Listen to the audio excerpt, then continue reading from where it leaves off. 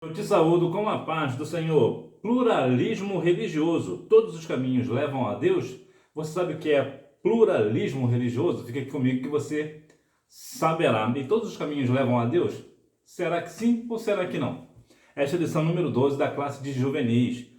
Para esta aula, os louvores sugeridos 84, 146 e 447. Disse-lhe Jesus: Eu sou o caminho e a verdade e a vida. Ninguém vem ao Pai senão por mim. João capítulo 14, versículo 6. Para começar, é bom deixar claro aqui que aqui o texto está certinho. Ninguém vem ao Pai. Por quê? Porque em alguns lugares da revista fala vai ao Pai. Não é vai, é vem. Tendo dito isto, fica aqui comigo. Vou te dar algumas referências bíblicas para a aula de hoje. Também te mostrar o que é o pluralismo religioso e o perigo que ele causa e que ele traz para cada um de nós. Também te darei as respostas da hora da revisão. Fique aqui comigo que a lição de hoje é uma aula muito importante e edificante para a sua vida. O pluralismo religioso.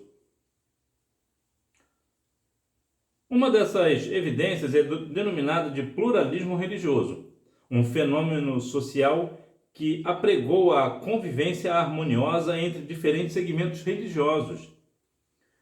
Tem como princípio a liberdade de crenças e as chamadas manifestações culturais. A cultura e a religião se misturam e se confundem. E aqui que é a grande questão, né? A questão de se confundir.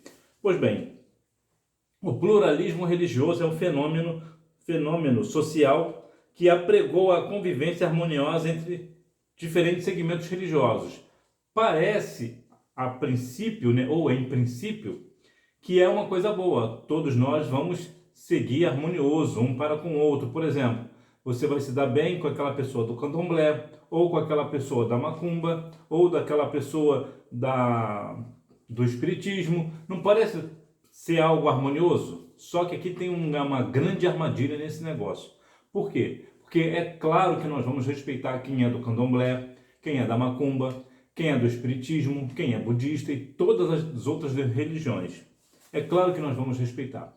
O grande ponto aqui é o harmonioso que o pluralismo religioso oferece é o seguinte: você é cristão, você tem que viver harmonioso com uma pessoa de uma outra religião e você não pode pregar a sua religião para ela. Vocês são harmoniosos. Eles lá com a religião deles e nós cá com a nossa religião. Essa é a ideia. O que nos traz a desobediência à palavra. Porque o que Jesus disse? Ide por todo mundo e pregar o evangelho a toda criatura. Ora, se nós estamos harmoniosos com todas as religiões, nós não estamos apregando para elas, nós estamos o quê? Em desobediência. Vê aqui a grande armadilha, viu? Compreendeu a sutileza do adversário? Como é? Colocar nas pessoas a ideia de harmonia, de paz entre todas as religiões. Parece ser uma coisa boa, paz, todo mundo na paz, cada um na sua religião. Nada disso. Cada um na sua religião, é verdade, nós respeitamos, mas nós vamos sempre pregar a palavra para esta pessoa, para que essa pessoa, claro, seja liberta das questões mundanas, das questões do adversário, que o adversário põe na cabeça das pessoas. Outra questão aqui é a cultura e a religião se misturam e se confundem. Isso aqui é um grande problema. Fala de confusão, já viu que o negócio não é bom, né? Deus não é um Deus de confusão, não é verdade? Pois bem, o que quer dizer a cultura e a religião se misturam e se confundem? Ou seja, é a mesma coisa. Por exemplo, o que é cultura, né? A cultura, o significado é um significado extremamente amplo, mas podemos dizer que é uma manifestação, por exemplo, de comidas e bebidas, por exemplo. Né? Tem lugares que bebem uma situação, por exemplo, lá no... Oh, meu pai, na Colômbia, não, Bolívia, na Bolívia, tem uma bebida lá que chamam de chicha. Pensa numa coisa ruim. O que é chicha? É uma água quente com farinha de trigo e açúcar. Misericórdia, me dá até um negócio. Mas é o quê? Isso é a cultura do povo boliviano. Então isso aqui, no Brasil, por exemplo, cada estado geralmente tem uma comida diferente. A propósito, qual é a comida diferente da tua região? Fala aqui, deixa aí nos comentários. Então isso é uma cultura, as vestes, a forma de se vestir e tudo mais. Por exemplo, o carnaval é uma manifestação cultural segundo a questão popular. E aqui cabe a questão da religião. Por quê? Porque a ideia do pluralismo religioso é isso aqui, ó. É misturar a cultura e a religião. Ou seja, ninguém sabe o que é cultura e ninguém sabe o que é religião. O que significa na prática? Significa na prática o seguinte, que uma pessoa do carnaval, por exemplo, um cristão pode brincar o carnaval, por exemplo. Por quê? Porque é só uma manifestação cultural, não é pecado. Você que é cristão, você pode vir brincar o carnaval conosco. Essa é a ideia. Então veja, se é cultura, então não é pecado. Essa é a ideia do pluralismo. E nós sabemos que a cultura popular, uma ou outra, será pecado, como é o caso do carnaval, como é o caso da festa junina, por exemplo. É uma manifestação cultural, mas é pecado para nós. É pecado, afronta a Deus. E eu vou falar também, entre outras questões que estão aqui inseridas na lição, e nós teremos aqui uma noção muito melhor. Viu como é que a aula de hoje está bem importante? É interessante que nós venhamos nos esclarecer a respeito dessas coisas, porque o adversário ele entra de uma forma muito sutil e nós não percebemos, então é perigoso esse negócio. Pluralismo e diálogo religioso. O que comumente é chamado de diálogo religioso, estão difundindo na atualidade, na verdade, ou melhor, o que comumente é chamado de diálogo religioso, estão difundindo na atualidade, na verdade, promove o ecumenismo. O que é ecumenismo? Olha que palavrinha, né? É alguma coisa a ver com ecossistema? Com a ecologia, que está tão em alta, né? Não, não é. Ecumenismo é algo parecido com essa questão do pluralismo religioso. A ideia é muito parecida, mas aqui é um pouco mais a fundo, é mais profundo. No pluralismo religioso, é cada um na sua religião. Você é cristão, fica na sua, né, na sua religião, no seu templo, adorando ao Senhor, e o outro lado do candomblé, por exemplo, fica lá no terreiro. Acho que é isso que fala, né? Terreiro. Então cada um fica na sua, o budista fica lá no ponto dele, o kardecista fica lá na mesa branca. A ideia do pluralismo religioso dá essa ideia. E o ecumenismo, o que é? O ecumenismo ele é a junção de todas as religiões. Ou seja, por exemplo, é um templo só e lá todas as pessoas, o cristão, o kardecista, o espírita, né? O kardecista e o espírita é a mesma coisa, né? O pessoal budista, o hindu e todas as religiões vão estar ali cultuando talvez o mesmo Deus, segundo eles. Essa é a ideia. O ecumenismo ele é a junção de todas as religiões vivendo harmoniosamente, como uma sendo pactuando com a outra. Ou seja, nós cristãos nós não pactuamos com outras religiões. E aqui não é a falar a questão do brigar com outras religiões, com outras religiões, sair no tapa, como diz o outro, né? Agredir uns aos outros, não é nada disso. É que nós não somos melhores, nós somos diferentes. Nós somos diferentes. Vou falar um pouco mais a respeito desse negócio um pouco mais à frente, mas para nós entendermos, é o seguinte, o ecumenismo, todas as religiões podem se misturar umas com as outras, não há nenhum problema para nós. Somos nós que não podemos nos misturar com eles. Nós somos diferentes. Romanos 12:2, né? Nós devemos dar o nosso culto racional, não trazer as coisas do mundo para dentro da igreja, ou a igreja ir para dentro de outros terreiros. Por exemplo, recentemente, um pastor que também é cantor cristão, o que ele fez? Ele, da Igreja Batista, o que ele fez? Ele tem a Igreja Batista dele, ele é pastor da Igreja Batista, mas ele toca lá no terreiro de candomblé. Para ele é normal, é natural. O que é isso? Isso é ecumenismo. Eles estão juntando as religiões. Então, quando alguém se junta a outra religião, ele certamente perderá a sua salvação, porque Deus não dá a sua glória para ninguém. A Bíblia diz que não pode, né, Tiago 3:10, né, da mesma boca jorrar bênção e maldição. Ou seja, é impossível um cristão estar dentro da igreja e estar no terreiro de macumba, por exemplo. Aquela pessoa que está dividida entre dois ânimos, entre dois caminhos, está perdido. Não tem outro caminho. Se uma pessoa está em cima do muro, é do adversário.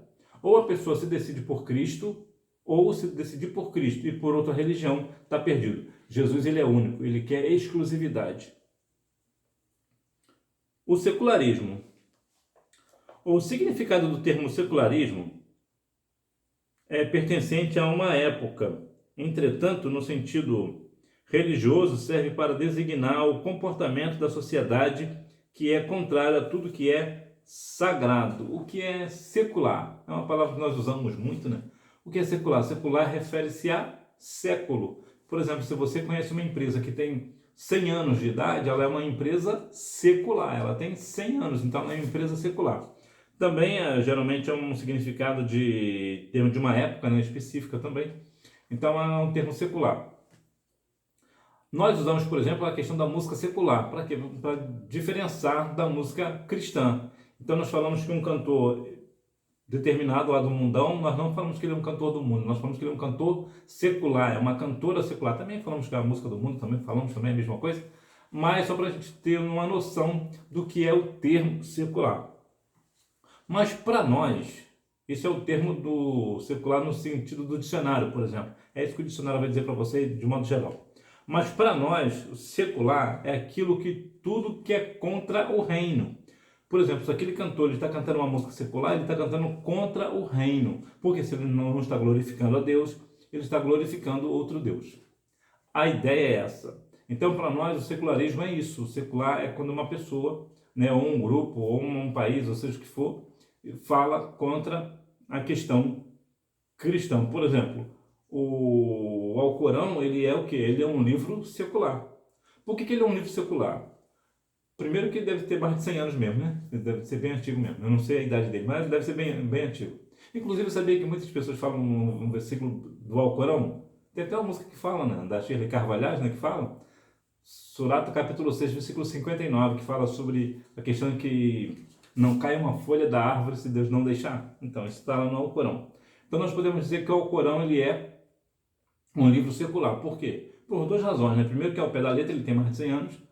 E também, pelo menos eu acredito que tem mais de 100, né? Eu realmente agora não tenho certeza. E também a segunda questão, que é o principal, é o que? Ele é contra o Evangelho. Ele prega contra a Bíblia, contra Cristo. Contudo que ele até exalta mais a Cristo do que o próprio Maomé. Mas, em todos os casos, né, outros livros também, né, sobre os livros de Allan Kardec, por exemplo, são livros seculares. Esses eu acho que não chega a ter 100 anos, eu acho que ainda não. Mas por que ele é secular? Porque ele prega contra a Bíblia. Fala sobre reencarnação, por exemplo, o que a Bíblia condena duramente e firmemente. Então, essa é a ideia do que aquilo que é secular. Consequências. A perda da identidade cristã. Atualmente, muitos dizem que não tem nada a ver comer doces oferecidos a entidades ou participar de festas que acreditam ser apenas folclóricas. Não se deixe enganar. Observe o que Jesus falou à igreja de Tiatira, que foi contaminada pela secularização e pela imoralidade. Então, cabe aqui uma questão, por exemplo, a perda da identidade.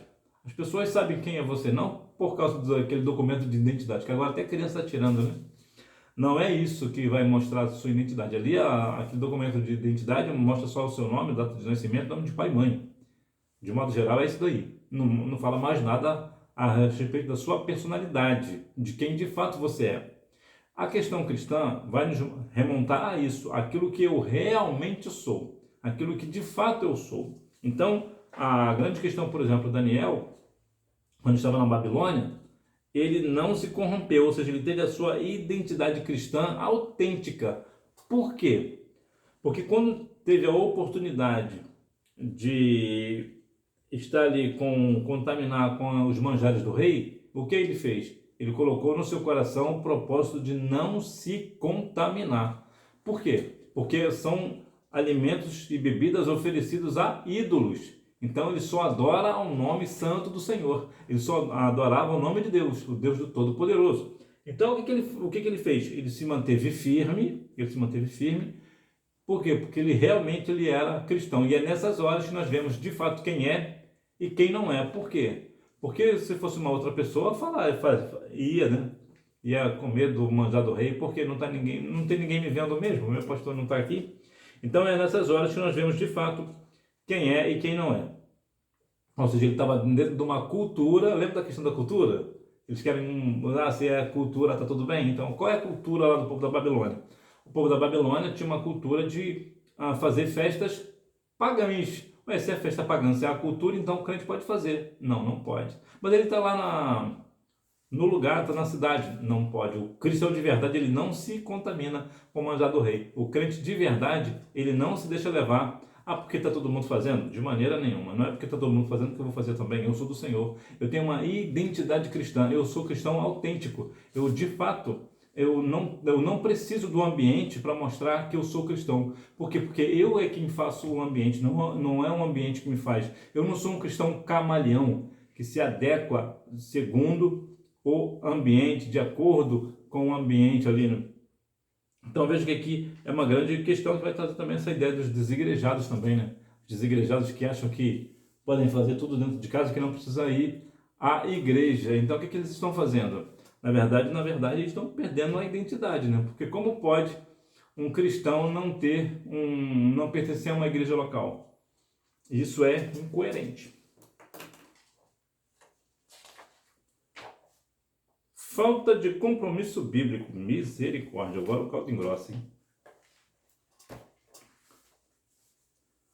No desejo de agradar a todos, muitos não pregam mais sermões expositivos dos textos bíblicos.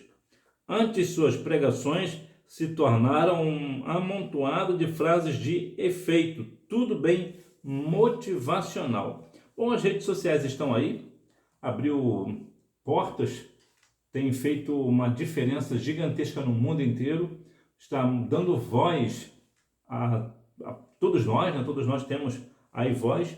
E numa dessas questões que a rede social traz é o quê? Novos pregadores. Eu, através da internet, por exemplo, das redes sociais, eu conheci muitos bons pregadores da palavra, pregadores bíblicos, diga-se de passagem. Entretanto, há também nas redes sociais muitos pregadores que, na verdade, falam o quê? Somente textos motivacionais. Você vai conseguir, você vai ter dinheiro, é a teologia da prosperidade, Deus vai te abençoar, e você vai fazer isso, e você vai ter aquilo, porque eles não expõem de fato o texto bíblico, eles não ensinam a palavra de fato, a verdade da palavra. O que eles fazem? Na verdade, o que eles fazem é somente isso, fazer motivacional, né? Mais um pregador de autoajuda, né? Mas na verdade nós precisamos da ajuda do alto, né? Então veja que a falta e o compromisso bíblico. Os pregadores, claro, não são todos, graças a Deus, mas tem uma parte de pregadores aí de rede social e até mesmo da televisão, em algumas emissoras de TV passa, que não tem nenhum comprometimento bíblico, não tem nenhum ensinamento bíblico. O que eles fazem é pegar um texto específico para criar uma tese, por exemplo. Por exemplo, a Bíblia diz que onde colocar a planta dos seus pés, vou-lo tenho dado.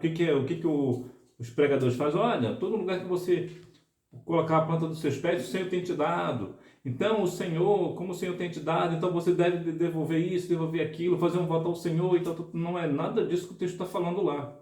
O texto está falando para um povo específico e para uma região específica. Não é para toda a humanidade, não é para todos os lugares do mundo, não é para todos os povos do mundo, para todas as nações. É para um povo específico. É para um povo específico. E para aquela época. Então, vejo que eles não têm o comprometimento, o compromisso de ensinar o texto bíblico como de fato ele é. Não podemos aceitar, por exemplo, desfile de moda nos templos. Só a misericórdia. Está um negócio hoje, barraquinhas de festas folclóricas dentro da igreja. Eu já vi festa dos anos 50, rock dos anos 50 dentro da igreja. Eu não estava presente, eu vi na internet também. E eu fico olhando, não é possível. Eu soube de um caso, até já faz muito tempo, de uma igreja que estava fazendo um desfile no carnaval, lá no Rio de Janeiro. Acho que foi no Rio ou foi em São Paulo, não tenho muita lembrança agora. E tinha um comentarista da TV que falava sobre o samba, sobre aquelas coisas todas, das escolas, alegorias, harmonia, aquela coisa toda. Aí entrou essa igreja, quando entrou essa igreja, inclusive é uma igreja renomada, tem no país inteiro, e um apresentador perguntou para o comentarista, tá entrando aí o bloco da igreja tal, o que você fala a respeito dessa alegoria, da harmonia, da bateria, aquela coisa toda, e o comentarista fez apenas o seguinte: eu me recuso a comentar uma igreja evangélica dançando e desfilando no carnaval. Isso não tem cabimento. Olha, uma pessoa que nem é crente consegue perceber a discrepância. Mas o que o cristão está fazendo hoje? É bloco gospel, é carnaval gospel, é festa junina gospel, é isso ou aquilo gospel, e está numa situação que só é misericórdia. Por quê? Falta de compromisso bíblico. Não há nenhum problema, por exemplo, até uma vez, aconteceu na minha igreja, uma vez no campo, né? Eu me trouxe uma raiva, realmente eu fiquei com muita raiva. Um amigo me convidou para ir para a igreja, na igreja dele, que fazia parte do campo, fazia não, faz parte do campo onde eu estou. Ele falou para mim assim, olha, nós vamos fazer um culto de mocidade assim, assim, assim. Eu, tá. Aí foi, quando eu cheguei lá, o que que era? Ele me falou uma coisa e era uma coisa completamente diferente. Ele falou que era depois até falou que não, quando eu cheguei lá, não, vamos fazer uma festa da roça e tal. Pô, festa da roça, aquilo já me trouxe assim, um desconforto. Quando eu fui ver o que realmente era, o que que era? Era uma festa junina dentro da igreja. No caso ali foi no pátio. Eu olhei e falei, não vou participar desse negócio. Não vou participar desse negócio, não dá para mim. Por quê? Porque não tem cabimento esse negócio, não cabe, não casa. Uma festa junina gospel dentro da igreja, não... Quer fazer uma festa junina? Vai para o mundão e vai lá curtir a festa junina.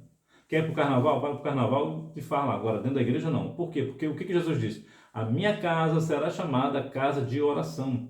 Mas o que estão acontecendo hoje? Estão colocando luzes dentro da igreja, e efeitos especiais, e fumaça, tem até a tal da parede preta, né? Que eu particularmente não tenho nada contra a parede preta, o pessoal da parede preta, mas precisa ter um comprometimento bíblico, o negócio precisa ser bíblico. Já fui em algumas igrejas que eu ficava, não vou falar escandalizado, porque hoje nada me escandaliza, mas realmente eu ficava numa situação, não é possível que eu estou numa igreja, numa Assembleia de Deus, estão fazendo isso, não é possível.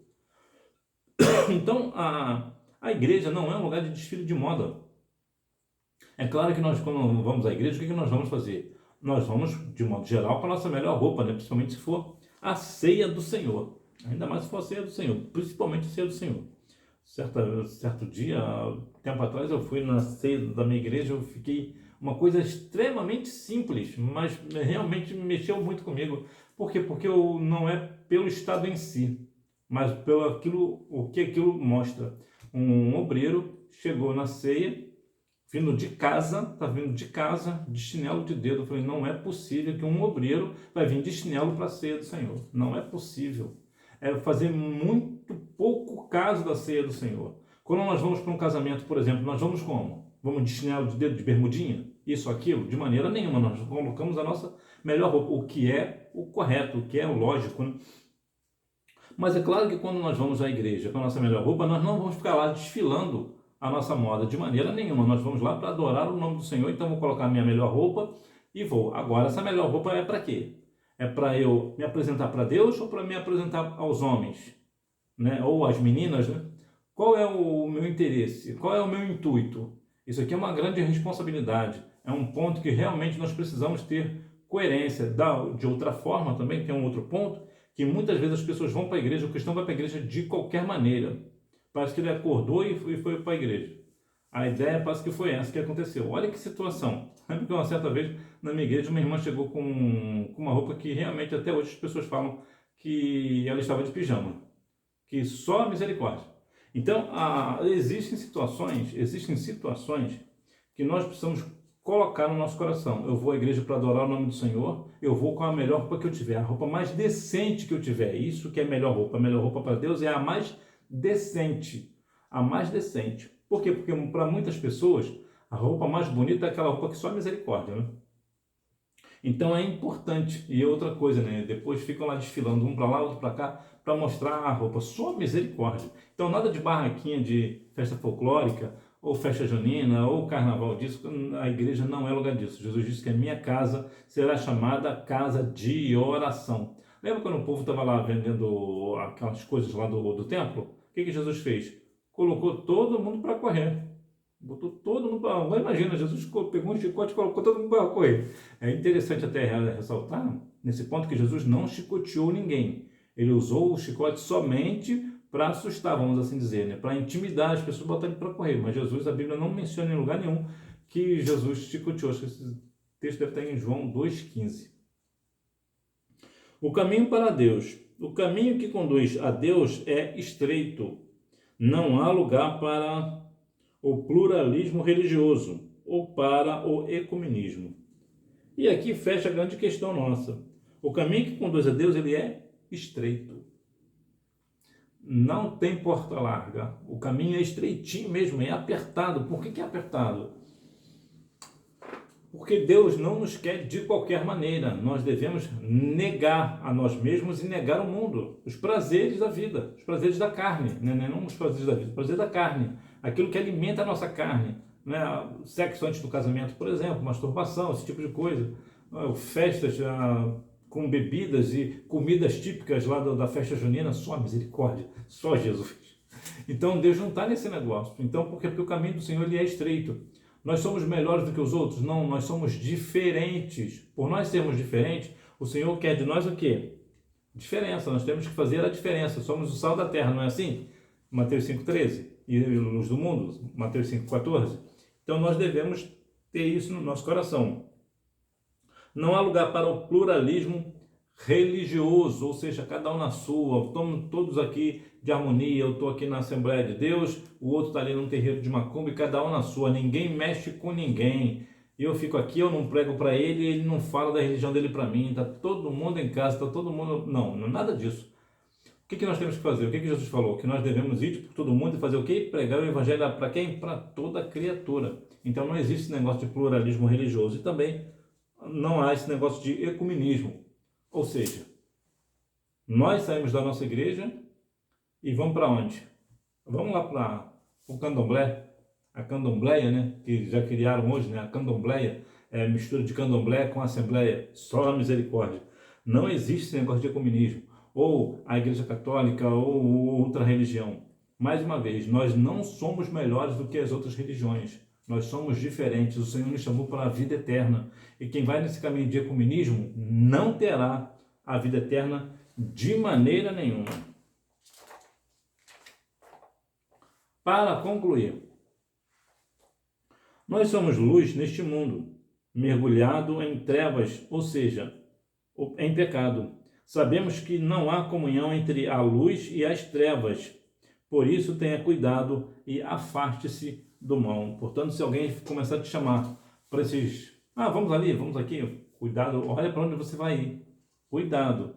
Não há aqui uma questão, aqui até uma questão aqui interessante. Aconteceu na minha igreja, um irmão, ele era porteiro. Pensa num porteiro brabo. Ele era brabo. E ele era um homem da parte do Senhor. E ele sempre chamava uma pessoa do candomblé para a nossa igreja.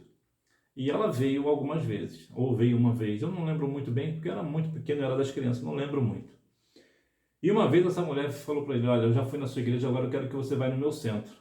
Aí ele virou e falou assim, tá, qual é o dia e qual é o horário? Ela disse o horário, disse o dia, e ele foi o primeiro a chegar. Dos visitantes, né, que tem o pessoal lá, o pessoal de lá já estava. Aí ele chegou, eu sou fulano, fulano me convidou para estar aqui hoje.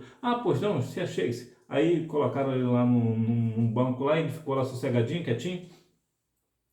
E o que aconteceu? Lá pelas tantas, eles começaram lá os trabalhos deles, e começaram o trabalho daqui, e nada, e não acontecia absolutamente nada. O que aconteceu?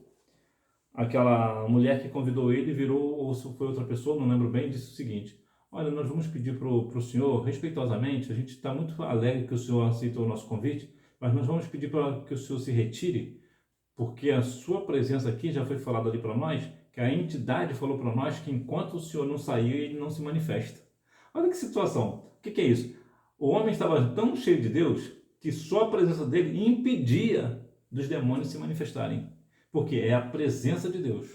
É quando a pessoa está cheia de Deus, está cheio da questão, né, do Espírito. Então veja que aqui cabe uma observação. Você pode ir em algum lugar se você for convidado para um centro de macumba, por exemplo. Mas para você ir, faça como ele fez. O que ele fez? Ele foi em jejum e oração e pediu oração à igreja, porque ele explicou, eu estou indo em tal lugar, eu tenho chamado ela tem vindo aqui, agora me chamou para ir lá, eu preciso ir, eu preciso dar testemunho, eu preciso dar exemplo. Não é justo ela vir aqui ou não ir lá, nós vamos ficar mal falados. Então, quando ele foi lá, aí sim a coisa se manifestou. Quer dizer, o negócio lá não se manifestou. O que se manifestou foi a presença do Senhor. Então veja que é diferente. Agora, você não pode ir para compartilhar. Fazer igual o pastor, né? Que foi lá para tocar lá nos atabaques lá. Aí não. Aí de maneira nenhuma. Aí você está pactuando com outra religião, está pactuando com o diabo. Aí não. Aí você não pode. Agora, se você foi chamado, por exemplo, para ir para um lugar, talvez para uma igreja católica, por exemplo, num casamento, ou até mesmo numa missa, se for o caso, você até pode ir, desde que não atrapalhe na sua igreja e também tenha autorização do seu pastor. É bom, é importante você ter autorização do seu pastor. Vá sem problema. Por quê? Porque você é diferente, você é sal e luz. Não é o ambiente que faz você, é você quem faz o ambiente. Então, que nós venhamos ter tanto o Espírito do Senhor na nossa vida, sermos tão cheios do Espírito Santo, que as pessoas consigam perceber que a nossa presença faz a diferença, que nem os demônios consigam se manifestar. Por quê? Não porque nós estamos presentes, mas porque o Espírito do Senhor está sobre nós. Então é bom e importante também deixar isso claro, não é a presença do irmão lá que fez os demônios não se manifestar, era o que estava no irmão. É o Espírito Santo, é a presença de Deus que faz, que impede essas manifestações demoníacas. E isso também tem um outro ponto também. Mesmo se fosse o caso, o demônio poderia lá se manifestar. Por quê? Por razões específicas. Por exemplo, Jesus, ele é o Filho de Deus e os demônios se manifestavam na frente dele. Há pessoas na igreja, por exemplo, que os demônios se manifestam. O que se faz? É só expulsar no nome de Jesus. Hora da revisão. Número 1. É um fenômeno social que apregoa a convivência harmoniosa entre diferentes segmentos religiosos. Número 2. Serve para designar o comportamento da sociedade que é contrário a tudo que é sagrado. 1 João, capítulo 2, versículos 15 ao 17. Número 3, Jesus Cristo, ninguém vai ao Pai senão por Ele, João 14,6. Aqui, por exemplo, eu falei, não é ninguém vai ao Pai, é vem ao Pai. Aproveita e dá uma olhada na sua Bíblia e vê se está assim também. Número 4, até que Jesus volte, nós precisamos preservar na oração, melhor, até que Jesus volte, nós precisamos perseverar na oração e no ministério da palavra. Atos capítulo 6, versículo 4. Número 5, é preciso lutar para se manter puro como luz e sal do mundo e não inutilizados pelos enganos e as sutilezas de Satanás. Mateus capítulo 5, versículo 13. Que nós viemos verdadeiramente lutar contra essa questão desse pluralismo religioso. Só a misericórdia, só o sangue de Cristo. E todos os caminhos levam a Deus? Aqui tem uma questão interessante sobre todos os caminhos levam a Deus. Primeiro que Jesus é o único caminho que vai nos levar para o céu, para Deus. Ninguém vem ao Pai senão por mim. Jesus é o único caminho, é o único. Mas existe uma questão a se levantar. E qual é? Até aquelas pessoas que não são cristãs, que vão padecer na eternidade sem o Senhor, eles também estarão para onde? Na presença de Deus. Ou seja, então nesse sentido podemos dizer que todo caminho leva a Deus. A diferença é que Jesus é o caminho que leva a Deus, né, que leva ao Pai, aqui da ideia de paternidade, né, ao Pai, né, aquela questão, a ideia de amoroso, e de outra parte, todo caminho leva a Deus, não no sentido de Pai, mas no sentido de Deus, de entrar em juízo. É diferente, ou seja, Jesus é o caminho que leva ao céu, ao Pai, leva a Deus, propriamente dito, né? O Deus Pai. E os outros caminhos levam ao juízo de Deus. Portanto, aí depende de que forma você quer responder. Eu, particularmente, acredito no que a Bíblia diz. Jesus é o único caminho que nos leva para o céu. Os outros caminhos levam para o juízo de Deus. Que Deus é que continue abençoando a sua vida e você me vê na próxima aula, se Deus quiser. Tchau!